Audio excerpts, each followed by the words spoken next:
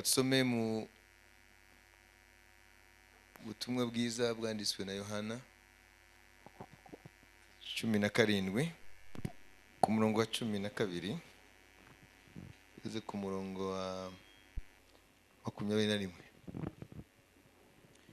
Nkiri kumwe nabo nabarindiraga mu izina ryawe wampaye. Narabarinze, muri bo nta muntu wabuze ngo arimbuke keretse umwana wo kurimbuka, ngo ibyanditswe bisohore. Ariko none ndaza kuri wowe, kandi ibyo mbivuze nkiri mu isi, ngo bagire umunezero wanjye wuzure muri bo. Nabahaye ijambo ryawe, kandi ab'isi barabanga, kuko atari ab'isi nk'uko nanjye ntari uw'isi. Sinsaba ko ubakura mu isi, ahubwo ubarinde umubi. Si ab'isi nk'uko nanjye ntari uw'isi. Ubereshe ukuri, ijambo ryawe ni ryo kuri. Uko wantumye mu isi, nanjye niko nabatumye mu isi. Kandi nanjye niyeza ku bwabo, ngo nabo babe bereshejwe ukuri. Sinsabira aba bonyine, ahubwo ndasabira n'abazanyizezwa n'ijambo ryabo, ngo bose babe umwe nk'uko uri muri njye, Data, nanjye nkaba muri wowe, ngo nabo babe umwe muri twe, ngo ab'isi bizere ko ari we wantumye. Amen. Amen. Amen. Hano umwami ni isengesho ry'umwami rizwi nk'isengesho ry'umutambyi mukuru, kuko hano Yesu ariho arasengera abe. Nuko muri iyi si hari abe, ariko abari mu isi bose ntabwo ari abe.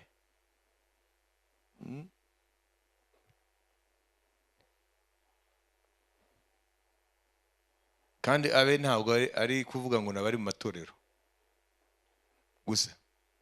No mu matorero hari abe, ariko hariho n'abatarabe. Na niyo mpamvu umuntu akwiye kwitonda kugira ngo ntazajye yitiranya ibintu.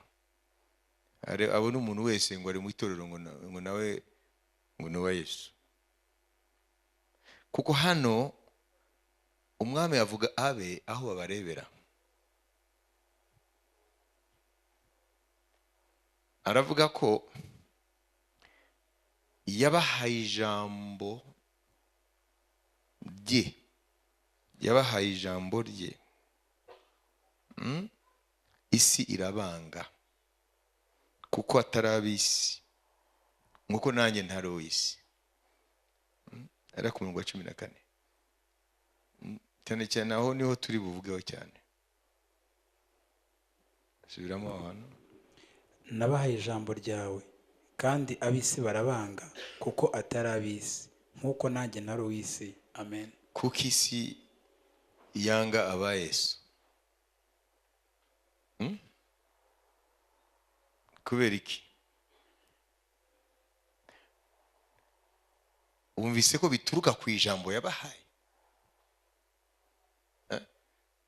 Iyo ijambo rya Yesu rije mu buzima bw'umuntu rigakora imirimo, rihita ritangira kumugaragaza ko atandukanye n'ab'isi.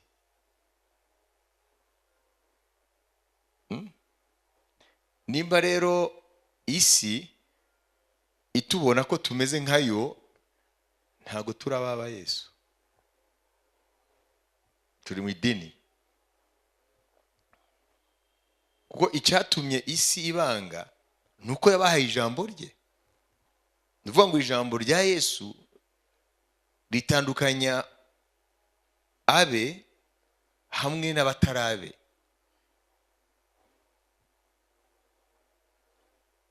Kuko iyo jambo rirema iyindi mitekerereze.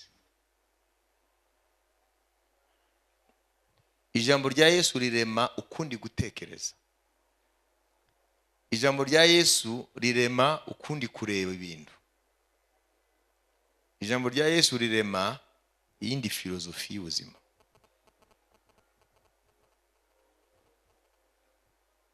Isi ifite uko iteye. Isi ifite indangagaciro zayo. zitandukanye n'iz'Imana. Isi ifite uko iteye n'ubwami bw'Imana bufite uko buteye. Isi ifite uko itekereza no mu bwami bw'Imana hari ibindi bitekerezo. Ntabwo rero ijambo rya Kristo rishobora kuyobora ubuzima bwawe hanyuma isi ntimenye ko utari uwayo. Na niyo mpamvu abigishwa ba Yesu twabonye ko muri Antiokiya niyo hambere babise abakristo. Ntabwo ari bo biyise abakristo, isi niyo yabise abakristo.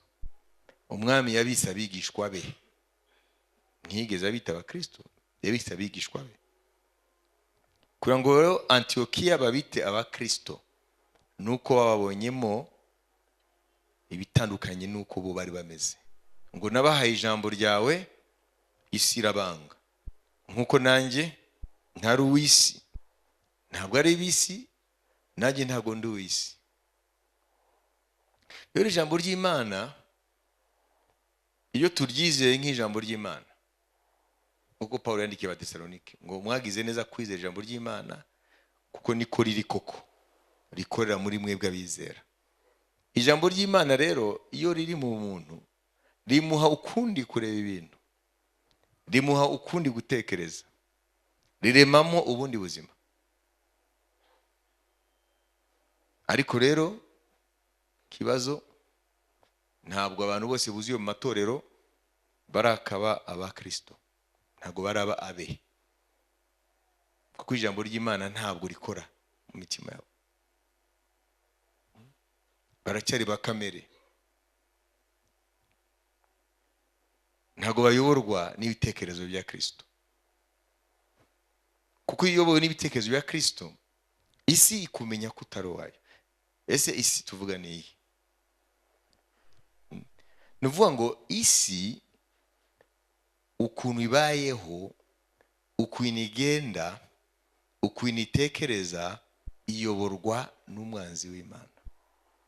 Ni ukuvuga ngo isi ifite imbaraga zindi zigendesha, akaba arizo ziyobora, akaba arizo zitanga ibitekerezo, akaba arizo zitanga ibyo isi yakwita byiza, ntabwo ari Imana. Donc ce sont les systèmes du monde. N'imitekerereze n'imigenzereze y'isi.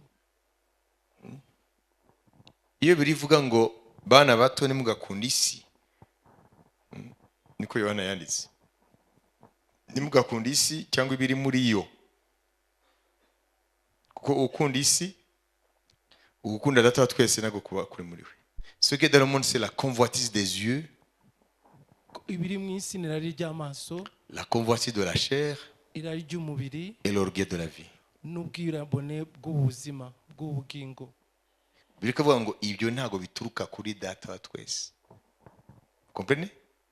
Bivuga ngo isi kuvaho icyaha kingiye, isi yahise ifungiranwa mu bibora. Comprenez? Niko Petero avuga, fuyez la corruption Muhunge kubora qui existe dans le monde par la convoitise. kuri mu isi guturuka mu kurarikira.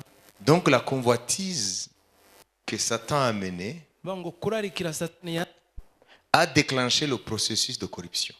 nibyo byateye umurimo wo kubora utangira gukoreka. Ni ukuvuga ngo mu isi hari imbaraga zifashe isi zikayiyobora mu buryo bwose, kwanga Imana no kwanga ibyayo. Iyo niyo isi birivuga. Ku muntu rero atazi ikiyobora isi, ntashobora kumenya ibyo Yesu avuga, kiretse uzi ikiyobora iyi si turimo. Ni ukuvuga ngo hari imbaraga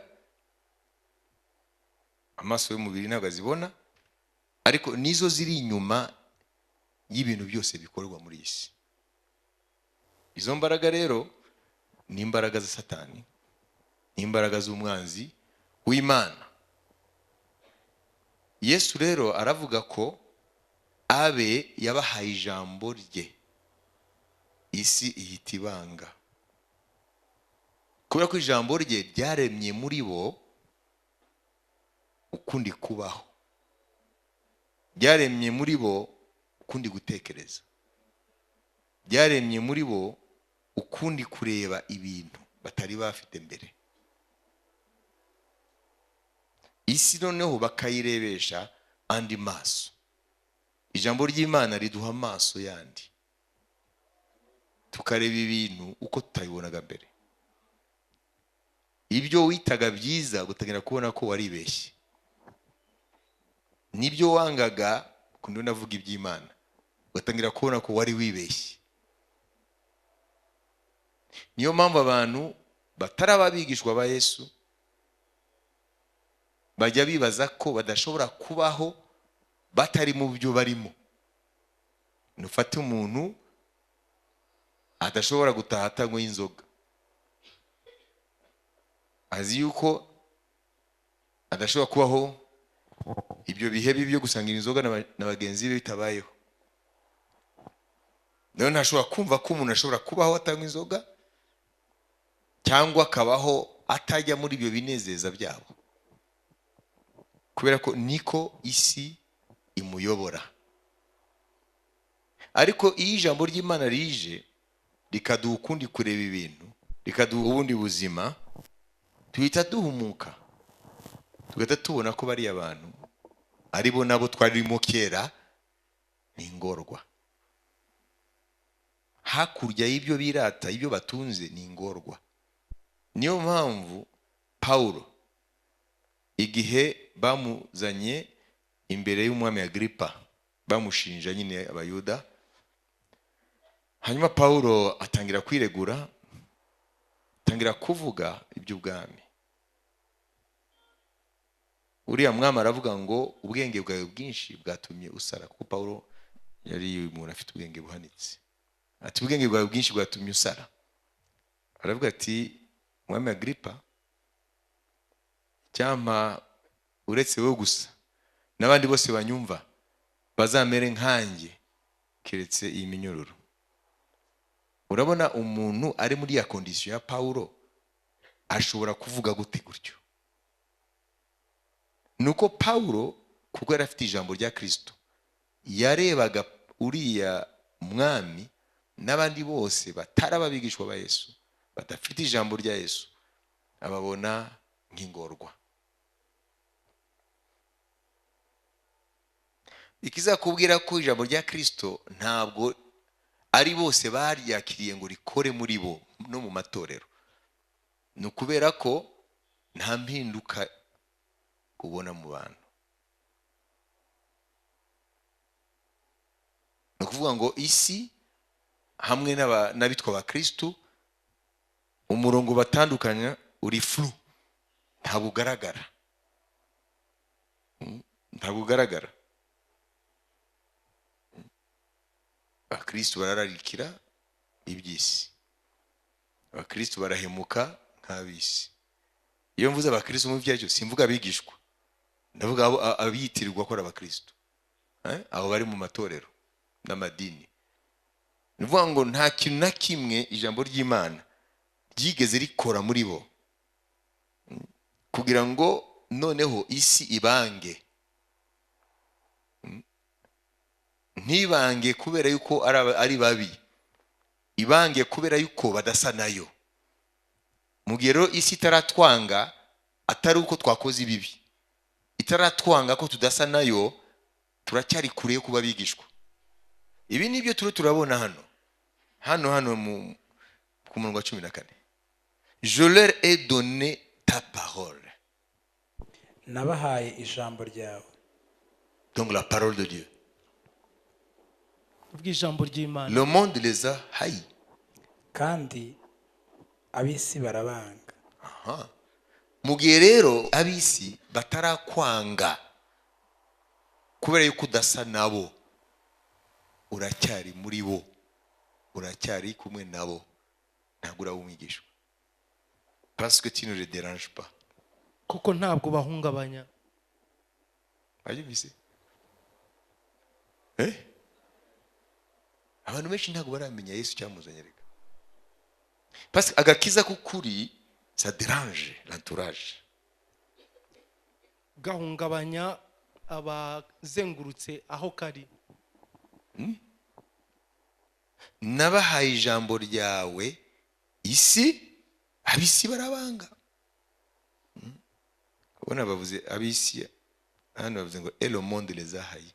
Le monde c'est ça, moi bien c'est l'ensemble des forces Imbaraga zose qui gouvernent ce monde, ziyobora iyi si, qui le dirigent, ziyobora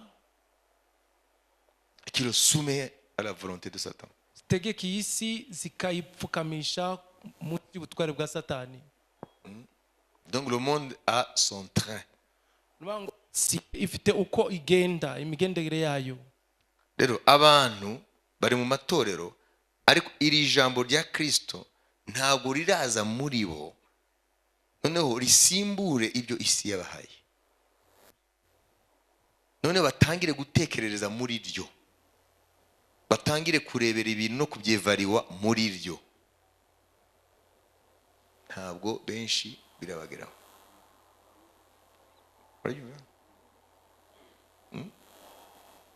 Na niyo mpamvu isi ntabwo irabanga. Ntabwo isi irabanga.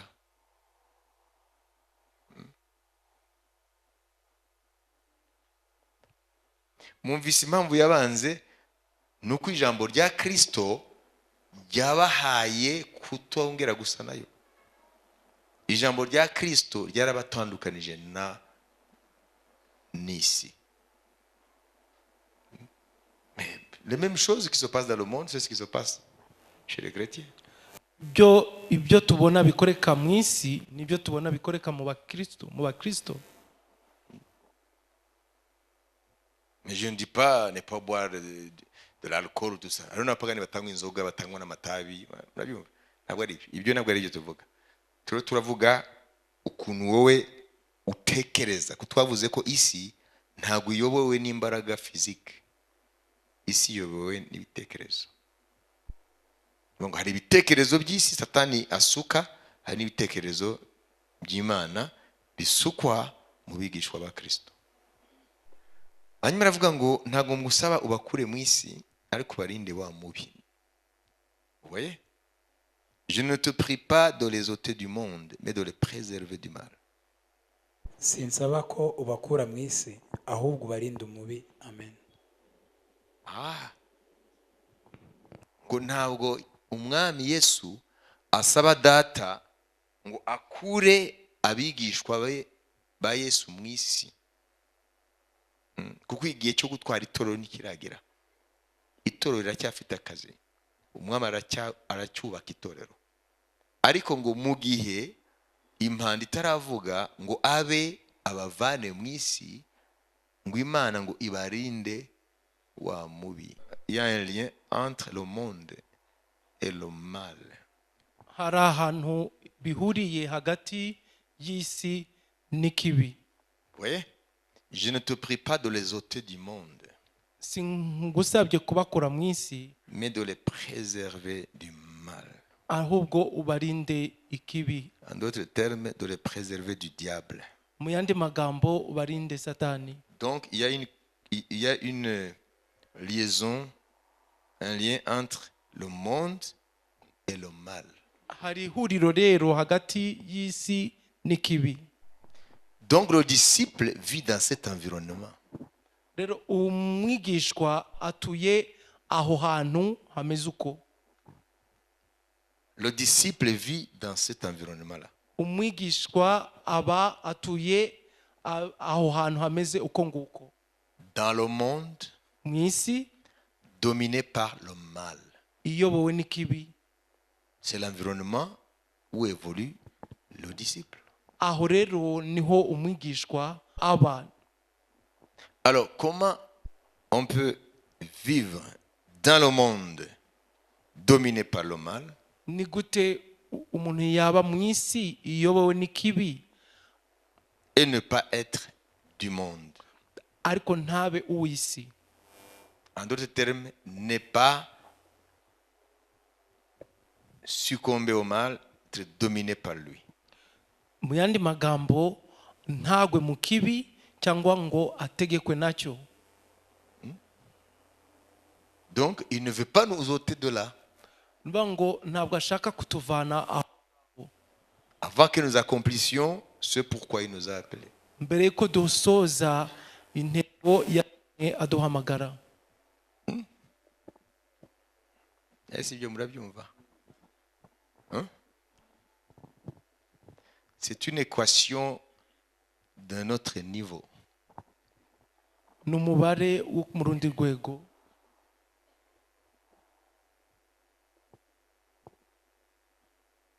Vivre dans le monde, Kuba mu isi dominé par le mal, iyobowe n'ikibi, vivant dans la fausseté, iba mu kinyoma, dominé par le prince de mensonge, itegekwa n'umutware se w'ikinyoma, montrant ce qui est noir comme c'était blanc, igaragaza ikirabura ko ari icyera, un monde sous la séduction, isi iri munsi y'ubutware bw'ubushukanyi, et marcher dans la lumière, vivre dans la vérité, kagendera mu mucyo, kagendera mu kuri vivre dans la justice. no gukiranuka.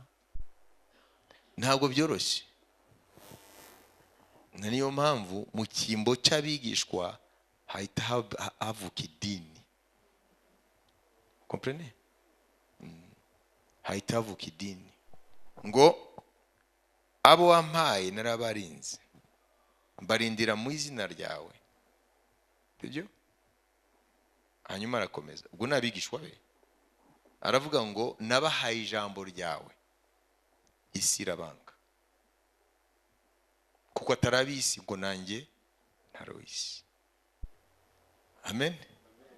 Ntabwo isi izakwanga kuko wayitutse, ntabwo bisaba kugituka. Ijambo rya Kristo ubwaryo iyo riremye muri wowe icyo Imana ishaka ko rirema, isi itibona yuko wayivuyemo, bituba mwanzi w'isi. Donc la parole de Dieu n'a pas encore eu d'effet en nous, ou bien nous retenons la vérité captive. Nuvuga ngo ijambo ry'Imana nirakora muri twe cyangwa tugundira ukuri. On n'exprime pas cette vérité. Ntabwo duhamya uko kuri. Nous ne disons pas non quand il faut dire non. Ntabwo tuvuga oya iyo biri ngombwa ko tuvuga oya. De peur de ne pas être rejeté par le monde. Kugira ngo dutinya ko isi yatwanga. Murabyumva? Rero abigishwa rero ni imbarwa, ntabwo ari benshi. C'est dommage ariko niko bimeze. Baracyari gusa ku buntu bw'Imana bubatabara ngo baze baba bigishwa, ariko ntabwo baratera intambwe yo kuba bigishwa. Ntabwo ari benshi.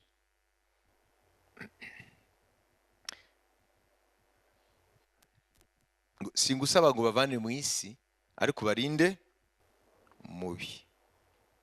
Alors comment? Umubi akorera mu isi, uko isi igenda ni wayigendeje. Aho niho dukwiye kuba rero. Ukaba mu isi utekereza binyuranye nayo, ukaba mu isi ukora binyuranye n'ibikora. Donc nukuvuga ngo n'imbaraga ebyiri ziri opposé, zihamye.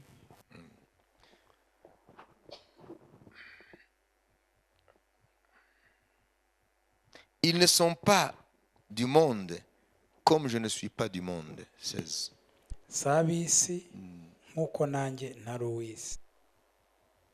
Ngo si ab'isi nk'uko nanjye ntari uw'isi.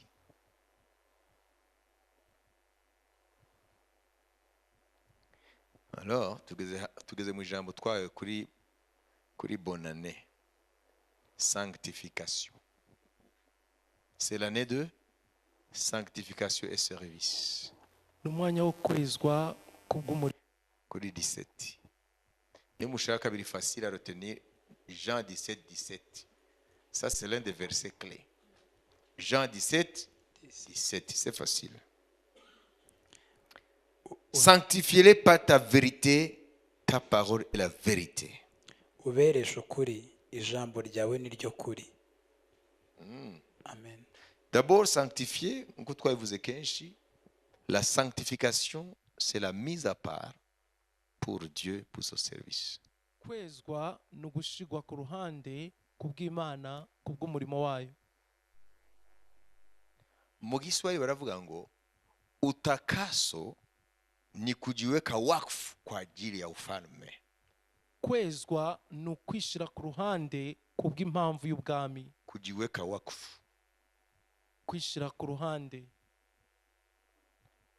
Nuvuga ngo mbere nari muri ibi, mbere natekerezaga gutya, mbere nagendaga gutya, mbere nafite inshuti gutya, mbere byahimeze gutya, none kuvaho ijambo rye ryanjemo ryamyeretse ko ntari kimwe nabo, kubw'ibyo mbavuyemo. Comprenez? Hein? Donc sanctification veut dire être mise à part. Gushigwa ku ruhande. Et qui nous sanctifie? C'est la parole. Ninde utweza ni ijambo. Kuko riya jambo uraryakira rikakwereka ububi bw'isi, irimbukiro ry'isi, amaherezo y'imigenzereze y'isi, bigatuma noneho wowe, niyo mpamvu Petero yavuze ngo nimwikize ab'iki gihe kibi, nimwikize. Bari muri processus yo kurimbuka, ntabyo bazi. Ni nk'uko waba umuntu yakwibira akabanga ngo ntufate iriya ndege, kuko iriya ndege ntabwo iri bubagezeyo. Yeruka gukorerwa service ashize imyaka 10, ishobora kurashinga hariya mu kirere, kuko wewe hari ibyo wamenye abandi bapasaje batamenye, ukaza kuvuga ngo iyi ndege yarasambutse mu kirere. Icyo nibyo bita sanctification. Hari ibyo wabonye, hari ibyo wayishuriwe, isi ntabyizi kuko isi irahumye. None ntidufata ibyo, umva ko ari benshi bari sanctifié. Sanctifie-les par ta vérité. C'est la vérité qui te met à part. Ijambo niryo rikweze cyangwa niryo rigushira ku ruhande. Sanctifie-les par ta vérité. Bezesha ijambo ryawe. Ta parole est la vérité. Ijambo ryawe ni ukuri. Donc la parole de Jésus est la vérité. Ijambo rya Yesu ni ukuri. Tout ce qui est contraire à la parole de Jésus, c'est du pire mensonge. Ibihabanye n'ijambo ry'umwami Yesu byose ni binyoma byambaye ubusa. Nubona mu isi ibintu byose binyuranye n'ijambo rya Kristo ni binyoma. Ariko ninde abimenya? Kiretse umaze kwezwa n'iryo jambo. Comprenez? Ne confondez pas la pureté ou la purification et la sanctification. Murabona muri Jean 15 dumuzabibu ukuri. Yesu yavuze ndi umuzabibu ukuri, data niwe nyirawo. Aranavuga ngo maintenant vous êtes purs à cause de la parole que je vous ai donnée. Pur n'umuntu baba yari ahumanya nyuma bakamwoza. Est-ce que vous comprenez? Jean 15 verset 3. None mumaze kwezwa n'ijambo nababwiye. Ariko iyo mumaze kumva définition yo kwezwa mumva ari byo. La parole les a lavés, c'est tout. Ijambo ryarabuhagiye ryarabogeje. C'est tout. Mais ils ne sont pas encore sanctifiés. Ariko ntabwo barakezwa. Parce que la sanctification c'est la mise à part. Kubera kwezwa ni ukurobanurwa no gushirwa ku ruhande. Sanctification, la pureté, c'est différent. Ibyo byombi ni ibintu bibiri bitandukanye. De Matthieu 5. Mumve ubwami bw'Imana uko budefinisa amahirwe. Abonye abantu benshi azamuka umusozi, amaze kwicara abigishwa be baramwegera, aterura amagambo ati, hahirwa abakene mu mitima yabo, kuko ubwami bwo mu ijuru ari ubwabo. Ihirwe rya mbere ni iryo. Rindi? Hahirwa abashavura kuko aribo bazahozwa. Hahirwa abagwa neza kuko aribo bazahabwa isi. Hahirwa abafite inzara n'inyota byo gukiranuka kuko aribo bazahazwa. Hahirwa abanyambabazi kuko aribo bazazigirirwa. Hahirwa ab'imitima iboneye kuko aribo bazabona Imana. hahirwa abakiranura kuko ari bo bazitwa abana b'Imana. donc abashaka amahoro. Hahirwa abarenganyirijwe gukiranuka kuko ubwami bwo mu ijuru ari ubwabo. Namwe muzahirwa ubwo bazabatuka bakabarenganya bakababeshyera ibibi byinshi babampora. Kubera iki? Parce que la parole de Dieu vous a sanctifié, kubera ko ijambo ry'Imana vous a mis à part. ryarabarobanuye ribashyira ku ruhande. Muzanezerwe muzishime cyane kuko ingororano zanyu ari nyinshi mu ijuru, kuko ariko barenganyije abahanuzi ba mbere. Amen. Amen. Murumva rero araho bihuriye na definition yo guhirwa y'isi. Ibintu byerekana ko hari iby'Imana itekereza, hari n'iby'isi itekereza. Uru ni urugero rumwe. No muri Zaburi ngo hahirwa uwo Uwiteka atakibaraho ibyaha. Iyo ntabwo ari definition du bonheur y'isi. Vous comprenez? Hanyuma se twebwe turi. Nous vivons par quel critère du bonheur? Tubayeho mu buhe buryo turebamo amahirwe? Niyo mpamvu ubona abakristo ntabwo banezerwa, parce que ab'isi bashavuye iyo badafite ibyo bashaka, n'abarokore nabo mu matorero nabo kuba badafite ibyo bashaka nabo bararakaye nk'abandi. Non, la sanctification n'a rien à voir avec le péché. Mais la pureté, au contraire, a quelque chose à voir avec le péché. ahubwo kuhumanuka biba bifite aho bihuriye n'ibyaha. Wayibise? Iriya Jean 15:3 yo ifite relation no kuba bifite du péché. Guhumanuka ku byaha. Mais la sanctification n'a rien à voir avec le péché. Kwezwa byo ntaho bihuriye. Parce que Jésus n'avait pas de péché. Kuko Yesu ubwe nta cyaha yari afite. Mais il dit, je me suis sanctifié pour eux. Ariko aravuga ngo niyejeje ku bwabo. Ça veut dire, je me suis mis à part. Nuvuga ngo nishize ku ruhande narirobanuwe ku bwabo. Je suis venu non pas vivre ma vie, mais vivre pour eux. Naje kugira simbeho ubuzima bwanjye ahubwo mbeko ku bwabo. C'est ça la sanctification. Uko niko kwezwa. Amen.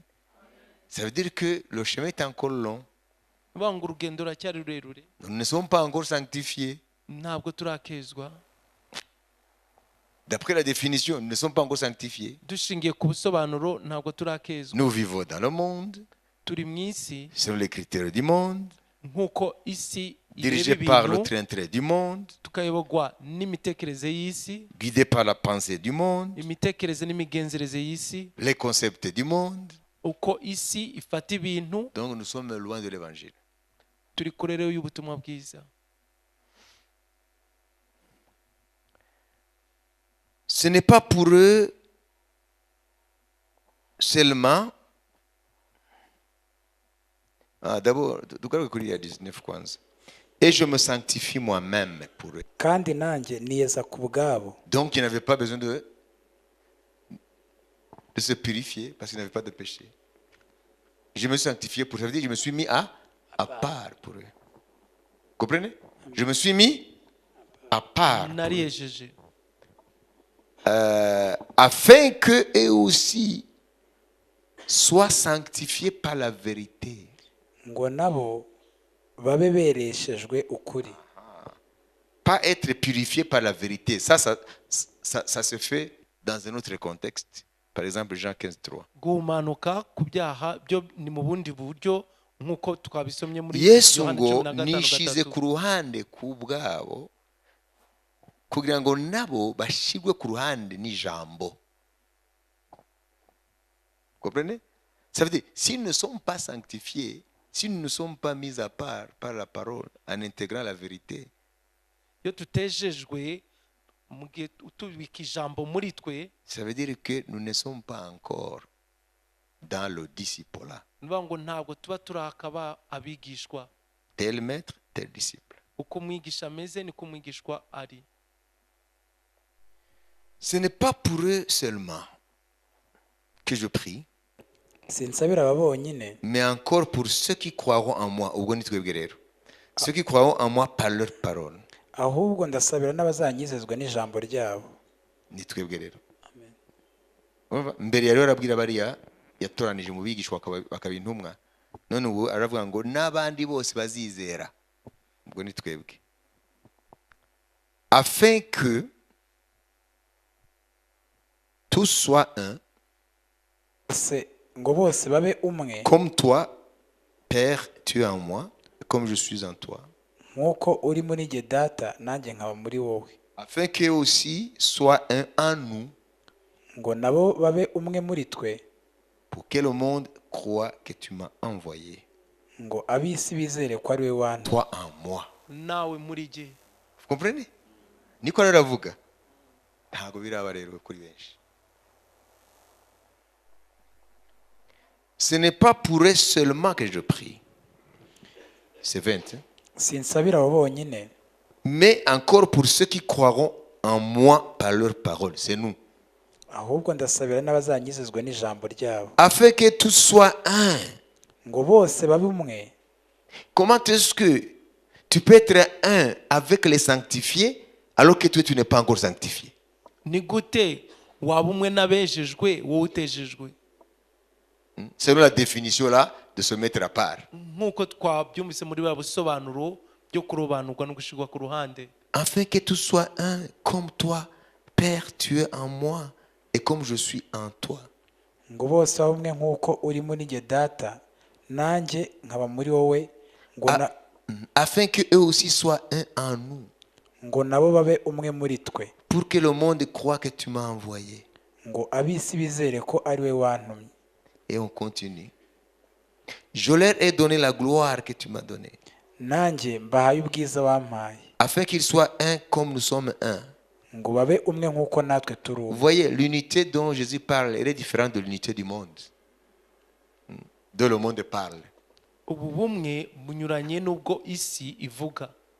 Je leur ai donné la gloire que tu m'as donnée, nanjye mbahaye ubwiza wampaye, afin qu'ils soient un comme nous sommes un. ngo babe umwe nk'uko natwe turi Vous umwe. avez la pensée de Jésus. Vous voyez ça?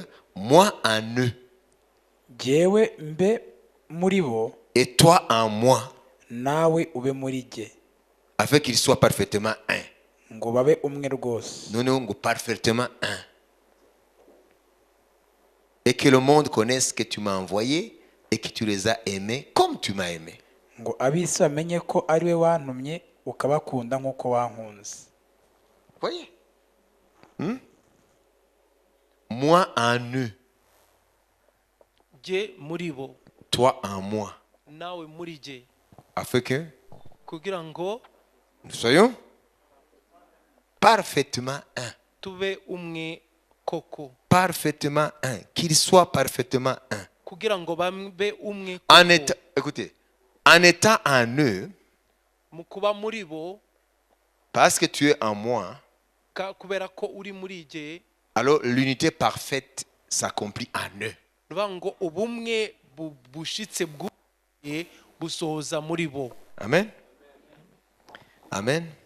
Alors terminons avec ceci. 24. Père, je veux que là où je suis, ce que tu m'as donné soit aussi avec moi. data abo wampaye ndashaka ko aho ndi nabo bahabana nanjye, Ngo aho ndi bahabana nanjye. Kandi we yariyejeje. Abo bandi ntibariyeza. Barahurira hera. Mais ils ne sont pas au même endroit. Ntabwo bari hamwe, Ils ne sont pas logés aux mêmes enseignes. ntabwo bari hamwe. Ils sont dans le monde. Bo bari mu isi, Moi, je me suis sanctifié. jyewe nari robanuye nishize ku Alors, ruhande. turahurira. Niyo mpamvu turi powerless.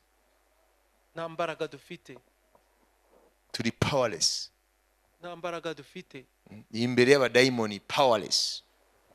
Imbere y'isi iradukanga powerless. Imbere y'ubuzima budukanga powerless. Imbere y'ubwoba bw'ibyejo powerless. Kuko ntabwo turatahura. Bwana tusaidie. Imana idufashe.